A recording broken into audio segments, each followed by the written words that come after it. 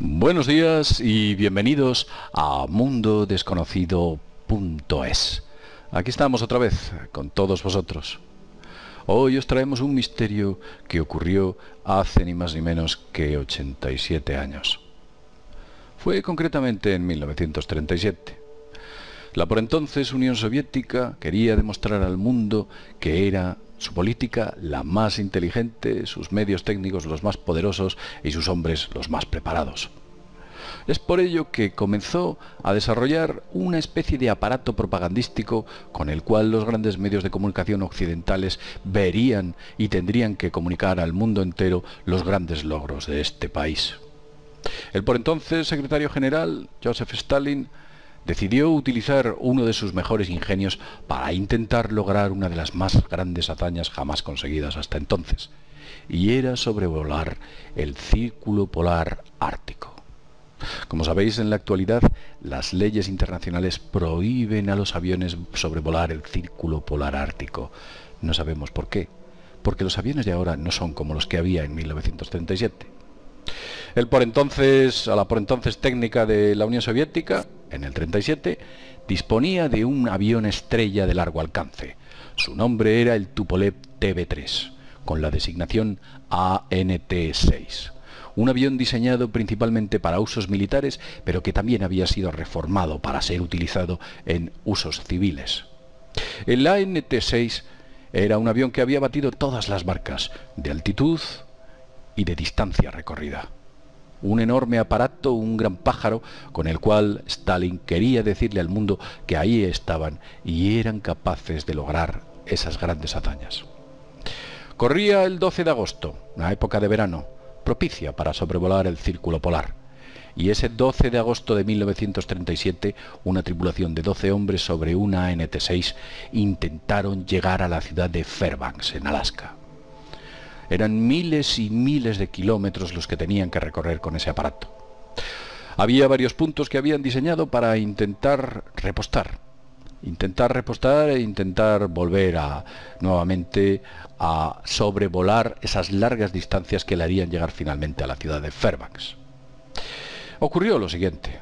Cuando el avión se estaba acercando a la parte más alta del círculo polar ártico y ellos empezaron a informar de que estaban sufriendo unos vientos de 62 kilómetros por hora que desde luego hacían reducir mucho su velocidad de vuelo. También dijeron que esos vientos casi les impedían mantener la línea recta de vuelo, teniéndose que desviar en varios momentos. Toda esta historia fue recogida por Jarmur Stefansson en su libro Misterios sin resolver del Ártico. Stefansson sabía que en el Ártico estaban ocurriendo cosas muy extrañas y decidió recopilarlas en su libro Los Misterios del Ártico. Pero continuaré con el relato. Al parecer, estos tripulantes, cuando estaban sobrevolando la parte más alta del mundo, el techo del mundo, que era ese círculo polar ártico, y encontraron esos fuertes vientos, transmitieron por radio un único mensaje, el último de los mensajes, que dijo lo siguiente: estamos aterrizando en... y se dejó de escuchar más. La pregunta era dónde estaban aterrizando, ya que presuntamente el avión solamente estaba sobrevolando zonas árticas y allí solo hay hielos y aguas. ¿Dónde se encontró aquel avión? ¿Cómo desapareció? Aparentemente pasaron de un techo de 20.000 a 13.000 pies y ellos decían que estaban viendo un sol brillante, pero que les entregaba unos fuertes vientos. Lo que estaba ocurriendo es que aquel avión estaba penetrando en la tierra hueca y ellos no lo sabían. Esos fuertes vientos son característicos de la entrada al acceso de la tierra interior. La ruta y lo que ocurrió fue lo siguiente concretamente. Os lo mostramos en este vídeo. Los hechos ocurrieron de la siguiente manera, que os vamos a explicar aquí. Veréis. El avión salió concretamente de Moscú, que por entonces también era la capital o la antigua capital de la Unión Soviética, la actual también. Y de Moscú tomaron dirección al norte. Eso es lo que hicieron, dirigiéndose concretamente a la ciudad de Arcángel. Aquí la veis. Desde la ciudad de Arcángel fueron hasta este punto situado al norte. Tomaron dirección noroeste Y desde este punto, concretamente, donde abastecieron, pasaron el mar de Pechora, y digamos que incorporaron al mar de Kara, situado en la parte más norte de Siberia, para llegar hasta esta isla donde también se reabastecieron. Ya por entonces existían zonas de reabastecimiento y pequeños aeropuertos donde aquel avión pudo aterrizar perfectamente. Los abastecimientos por entonces en la antigua Unión Soviética se tenían que efectuar la mayor parte por aire. También se utilizaban el agua. Lo que pasa es que los hielos dificultaban el acceso a puntos como el que os estamos indicando concretamente aquí. Pretendía después el avión cruzar esta zona, la zona correspondiente al centro del Círculo Polar Ártico. Una zona muy complicada, muy compleja, pero entonces ya tenían medios suficientes para hacerlo. Desde allí pretendían llegar hasta la zona norte de Islandia y de Groenlandia, y desde Groenlandia pasar a la zona de Canadá, los antiguos islotes que hay al norte de Canadá, que han sido explorados, por supuesto, y que todos de vosotros pues habréis oído hablar de las leyendas que había sobre los exploradores del norte de Canadá, que incluso, como todos sabéis, buscaban oro, entre otras riquezas. Una zona muy rica que incluso hoy en día está en gran parte por explotar. Está explorada, pero no está explotada. Continuamos.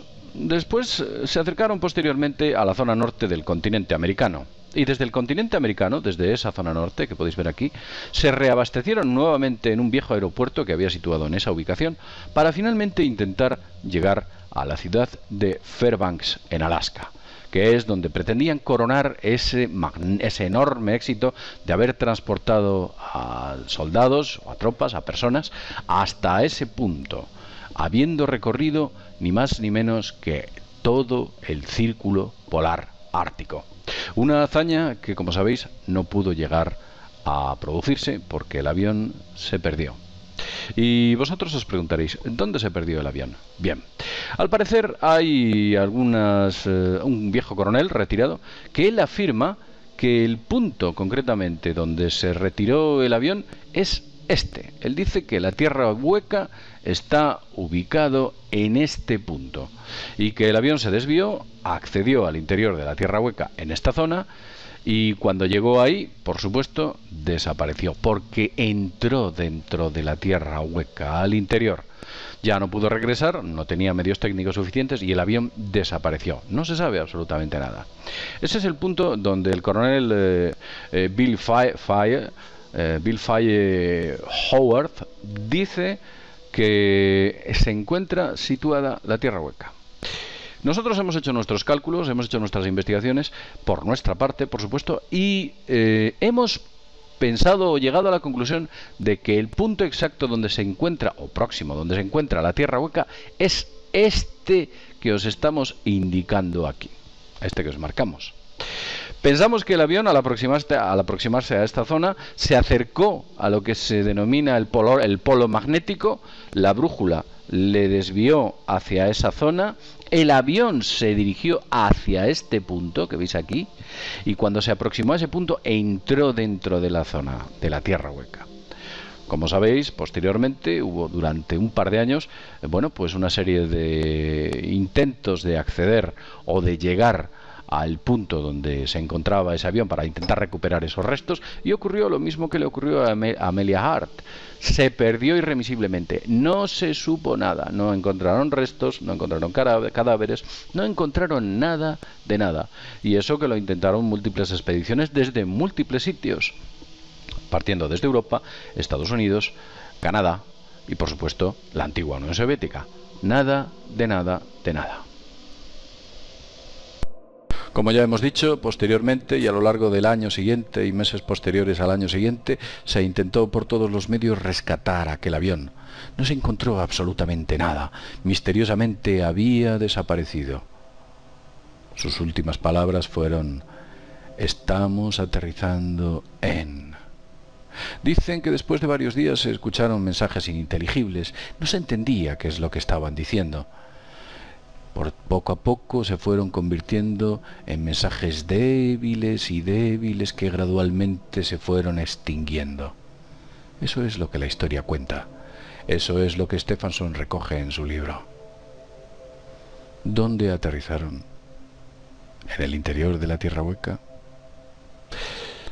Hoy en día siguen desapareciendo aviones, como sabéis.